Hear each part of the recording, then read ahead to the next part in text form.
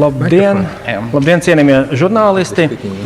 Sākam Latvijas Ārlietu ministra Edgara Rinkēviča un Igaunijas Ārlietu ministra Urmasa Paeta kopīgo preses konferenci. Kā ziniet, šodien Igaunijas ministrs ir ieradies oficiālā vizītē. Preses konference notiks latviešu un angļu valodā ar sinhronu tulkojumu. Tulkojums angļu valodā ir pirmajā kanālā, tulkojums latviski ir otrajā kanālā. Preses konferences ilgums 20 minūtes. Sākumā es došu vārdu abiem ministriem, un pēc tam jums būs iespēja uzdot jautājumus. Lūdzu, ministra kungs. Jā, labdien, godātie kolēģi, godātie žurnālisti. Un tiešām ir liels prieks Rīgā oficiālā vizītē uzņemt man Igaunijas kolēģi. Domāju, ka tas, ka tā ir oficiāla vizīte, vēlreiz pasvītro to mūsu divpusēju attiecību ļoti labo īpašo raksturu. Un jāsaka, ka mēs apspriedām ļoti plašu jautājumu spektru, sākot no bilaterālām attiecībām, politisko dialogu. Būsim ļoti priecīgi vēlāk šajā gadā valsts vizītē uzņemt arī Igaunijas Republikas prezidentu Ilvesa kungu. Tātad faktiski, kā jūs redzat, gan vizīšu, gan teiksim, tādu apspriežu līmenī mūsu attiecības tiešām ir ļoti intensīvas un ļoti labas. Otra lieta, ko es gribētu arī teikt, mēs pārunājam, protams, aktuālos reģionālās sadarbības projektus, enerģētiku, transportu. Vēlreiz pārunājām arī jautājumus, kas skar Rail Baltica 2 attīstību. Es esmu jau vairākas reizes paudis Latvijas principiālu atbalstu un gatavību ļoti aktīvi iesaistīties šī projekta īstenošanā, un vēlreiz to savam kolēģim šodien apliecināju. Runājām arī par kopīgu sadarbību saistībā ar Eiropas Savienības nākamā finanšu ietvaru 2014. un 2020. gadam, teiksim, veidošanu īpaši par lauksaimnieku tiešmaksājumiem, arī par kohēzijas politiku, un šeit arī bijām viensprātis, ka mums šī koordinācija ir jāturpina un jāpastiprina gan attiecībās ar Eiropas komisiju, gan citām dalībvalstīm. Un, protams, kad arī runājām par gaidāmo NATO samitu Čikāgā, vēlreiz varu tikai izteikt savu prieku par to, ka jau pirms nedēļas NATO ir principiāli pieņemta vienošanās pagarināt šo misiju, faktiski pārveidojot to par beztermiņu misiju, un tad attiecīgi NATO samitā vēl šie jautājumi tātad ir galīgi jāapstiprina. Un beigās es gribētu teikt, ka mēs arī vienojāmies par tādu kopīgu deklarāciju, šodien īpašu deklarāciju, apsveicām mūsu Lietuvas draugus, Lietuvas Republiku 94. dzimšanas dienā. Un tagad mums vēl tikai jāizlemj, kurš sūtīs īsziņu kolēģim mūsu abu vārdā. Paldies!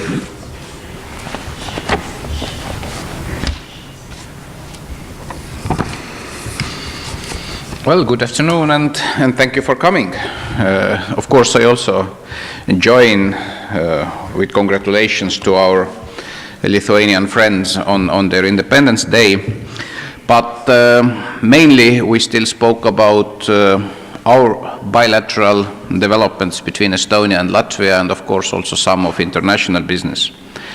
I'm really glad that Estonia and Latvia are already so well integrated to each other, but still there are issues I guess we even can do better than so far. I looked, for example, at that recent data what concerns trade. Then, well, Latvia already exports to Estonia much more than we managed to do to Latvia. So that at the moment, what concerns Estonia's exports and imports, then in export, Latvia has 4th place, but in imports to Estonia 2nd place. But it's actually very good that it shows how lively this economic and trade connection is. I'm also glad that good Latvian expert Nils Mužnieks was elected as Human Rights Commissioner for Council of Europe. I guess that it is also for us and actually for all Europe a very wise decision.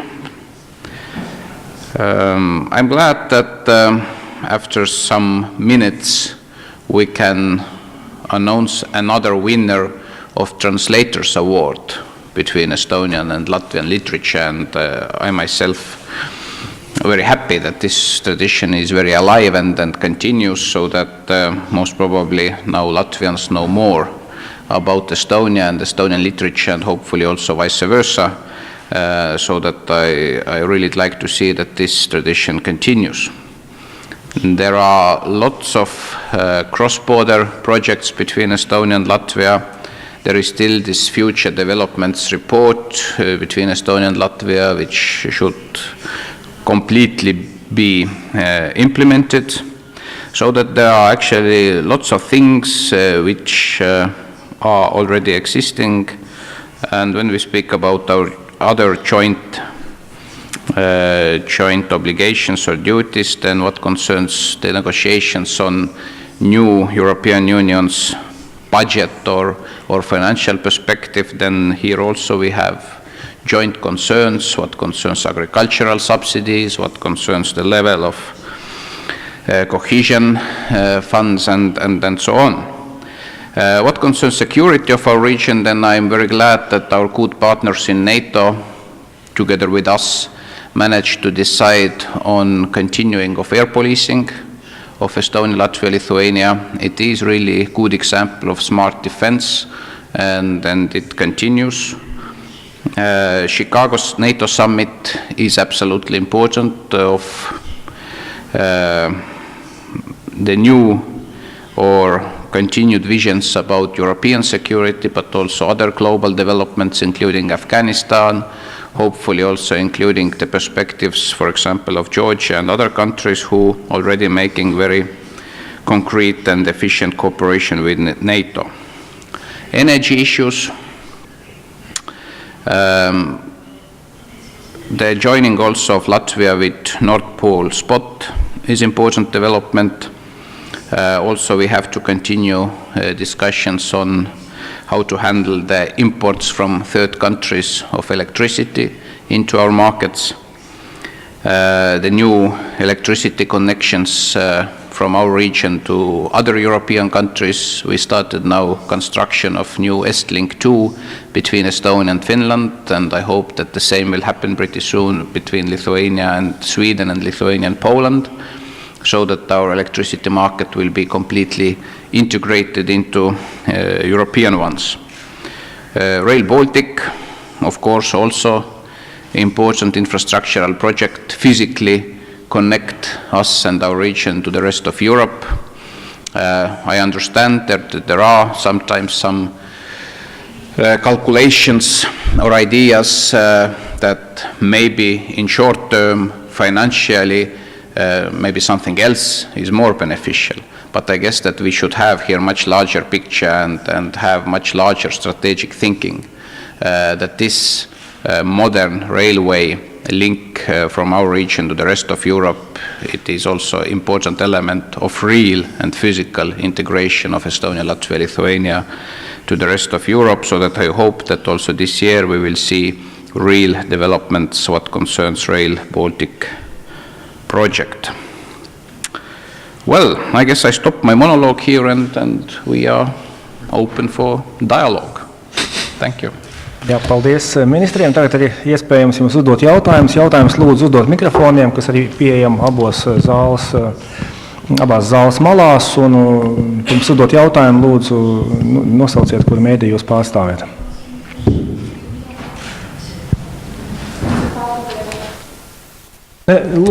Mikrofonu. Mr. Paeta, my name is Anna Pastor from Latvian television. On top of all these topics you mentioned already, can we perceive your visit also as a show of solidarity to our government just a few days ahead of our language referendum? Of course, I'm always ready to express solidarity with Latvia in any issue. What concerns this particular case of referendum, then, well, it's on the one hand clearly domestic issue of Latvia. It's according to your legislation and law. You can have this kind of referendum. So that I certainly in this sense don't want to intervene into this process. But I guess it's from my very subjective and personal perspective also very clear that if you look around in Europe, there are very few countries where there is more than one official language. And there is also good reason for this. It is that usually in Europe, in most of countries in the world, there is only and one country which can protect one concrete particular heritage of culture and language. So that I don't know any other country where Latvian culture, Latvian language can be really taken care of and seriously and to be protected than in Latvia. So that there are, as I said, majority of European countries where there is one official or state language. As far as I know, in Russia, there is one official language, lots of people from different nationalities living in Russia, but one official language. In Germany, one official language, lots of other people living there, nice people, by the way. Poland, Netherlands, France, Italy, you just name them. So that there are very few examples of different situation, and there are very concrete reasons then behind. But majority of European countries, they have one official language, and of course, lots of other nice languages, also widely spoken and respected. Yes, nākamais jautājums. I come from channel TV3. I have two questions. One of them is that on September you had in Estonia some kind of protest against this educational reform. Could you please describe the situation now in Estonia? Do you feel that there will be some other protests? We also heard about the mayor who want to sue the government's this decision. The second question is, do Estonians or do you are a bit afraid of what will happen now in Estonia after this referendum? How do you think maybe some radical Russians will also do the similar things in Estonia? Thank you.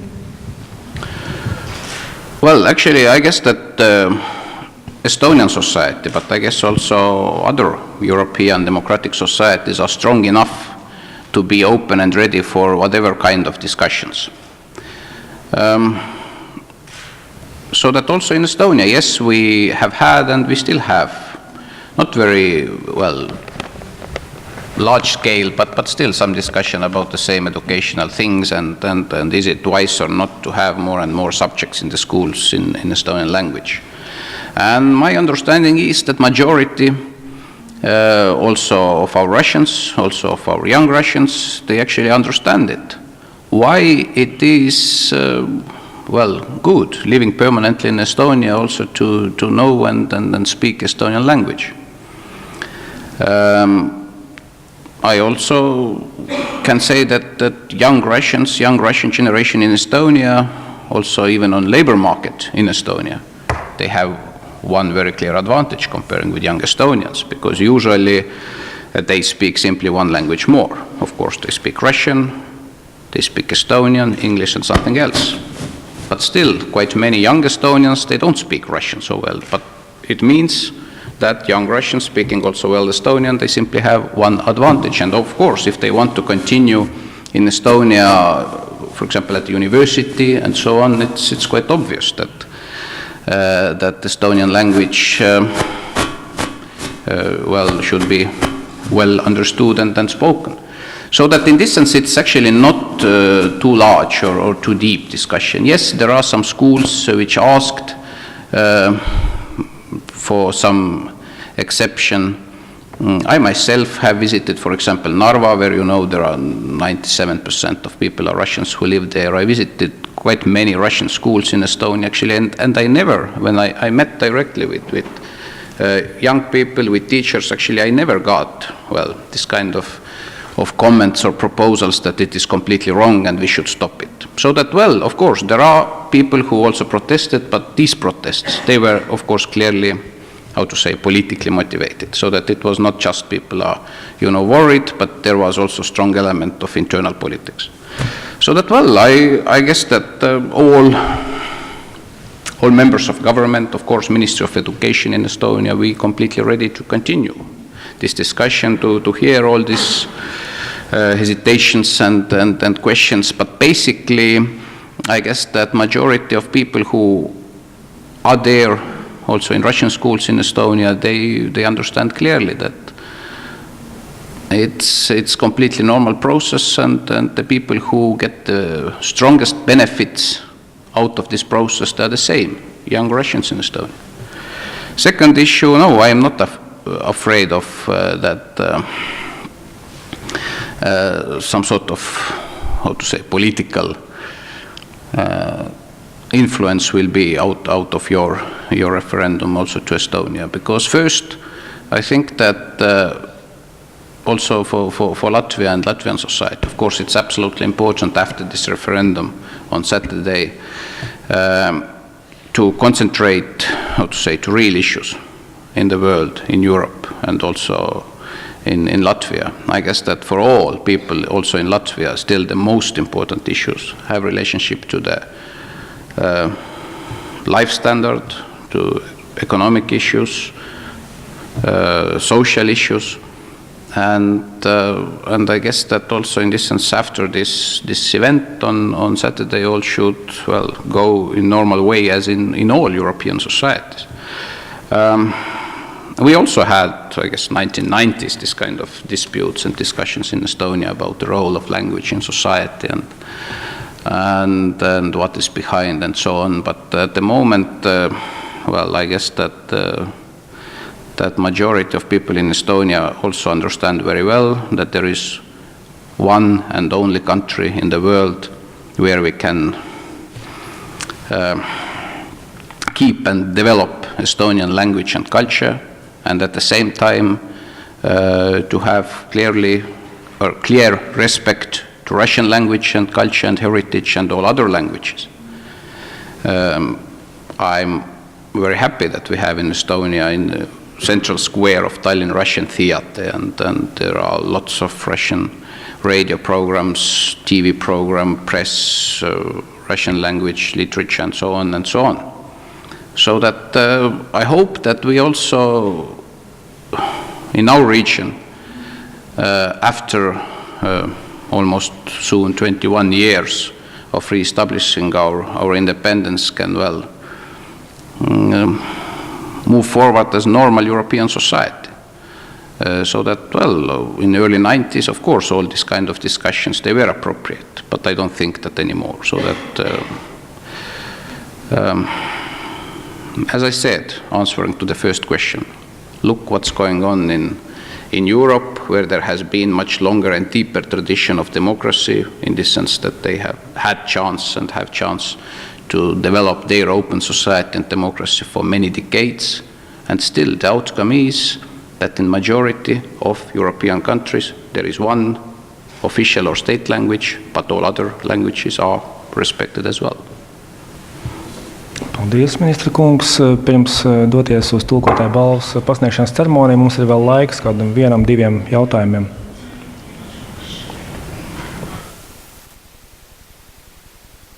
Ja jautāja, vēlreiz. Jautāt Rinkēviča kungam. Kāpēc jūsu domām pašlaik izskatās Latvijas tēls pasaulē saistībā tieši ar šo referendumu? Vai tas ir kaut kādā veidā pozitīvi, ka mēs, teiksim, šo jautājumu risinam, vai, teiksim, varbūt būs kādas negatīvas sekas? Es domāju, ka Latvijas tēls pasaulē izskatās absolūti normāli. Tā ir Satversmē paredzēta noteikta procedūra. Protams, ka Satversmes tiesā ir iesniegta prasība par atsevišķiem aspektiem, un es domāju, ka mums ir jāsagaida Satversmes tiesas spriedums arī jautājumā par to, kā tālāk varētu tikt rīkoti referendumi par to vai citu jautājumu, kas skar Satversmē noteiktās lietas, bet manuprāt, ka pirmām kārtām pasaulē Latvija tomēr izskatās kā demokrātiska valsts, tas ir viens. Otrām kārtām pasaulē pilnīgi noteikti šobrīd ne CNN, ne BBC, ne nekādas citi lieli ziņu kanāli neraida katras 15 minūtes ziņas par to, kā Latvijā gatavojās referendumam. Būsim arī realisti. Un trešām kārtām es ļoti gribu cerēt, ka referendumā sestdien Latvijas pilsoņi ļoti skaidri un pārliecinoši demonstrēs to, ka latviešu valoda ir viena no nacionālas valsts pamatvērtībām, un mēs tiešām varēsim šo jautājumu slēgt. Un es pilnīgi piekrītu savam kolēģim, un pats esmu daudzreiz runājis, ka ir ļoti daudz svarīgi jautājumi, kas ir jārisina gan ekonomikā, gan, jādomā arī par mūsu politiskās sistēmas uzlabošanu, jādomā par jautājumiem, kas skar, kā jau es arī minēju, Latvijas vietu un lomu Eiropas Savienībā. Tā kā no šāda viedokļa raugoties, gribētu cerēt, ka tiešām referendumā tiešām nopietni pārliecinoši Latvijas pilsoņu kopums nobalsos pret krievu valodu kā valsts valodu, bet es vēlreiz uzsvēru, šeit mēs nerunājam kaut kādā veidā par balsojumu pret krievu valodu kā valodu. Mēs šeit runājam par to, ka, diemžēl, absurdā veidā, un ne tas ir atkarīgs, diemžēl, no mums, bet tas ir sanācis dažu politikāņu un politisko vadoņu rīcības rezultātā. Mums, lai apstiprinātu pozitīvas vērtības, ir jābalso negatīvi, bet tā tas, diemžēl, šobrīd ir. Tas nav tas labākais, taču, ja mēs sniegsim šādu pārliecinošu arī rezultātu referendumā, tad es domāju, ka tas tikai tiks attiecīgi arī vērtēts pasaulē, ka Latvijā kā demokrātiskā valstī šie procesi demokrātiski ir izcināti, pilsoņu vairākums ir pateicis savu skaidru viedokli, un šis jautājums tad gan vairs nebūtu apspriežams un aktuāls. Bet, kolēģi cienījamie, es jums gribētu teikt vienu lietu. Saprotu, ka mums ir 3 dienas līdz referendumam, ir ļoti daudz intereses un dažādi jautājumi, bet es gribu tiešām atgādināt, ka arī mūsu šīs dienas, vizīte, kā jau kolēģis Pecekungs teica, ir arī par valodu lielā mērā. Tikai šoreiz es gribētu teikt par mūsu sadarbību literatūrā, un šī tulkotāja balva, ko mēs tuliņās pasniegsim jau 3. pēc kārtas. Un šogad pirmo reizi mēs viņu pasniegsim igauņu pārstāvim. Tikai apliecina, ka jebkura valoda, protams, ir vērtība, ka jebkurā valodā, tulkot literārus darbus, lasīt tos, izmantot valodu kā saziņas līdzekli ir daudz svarīgāk nekā izmantot to kaut kādiem šauriem politiskiem mērķiem. Tāpēc es ar lielāko prieku jūs visus tagad aicinu foajē uz balvas pasniegšanu. Paldies! Paldies, ministra kungs. Tad ar šo mēs beidzām preses konferenci un laipni lūdzam uz tulkotāju balvas pasniegšanas ceremoniju tepat ministrijas hallē.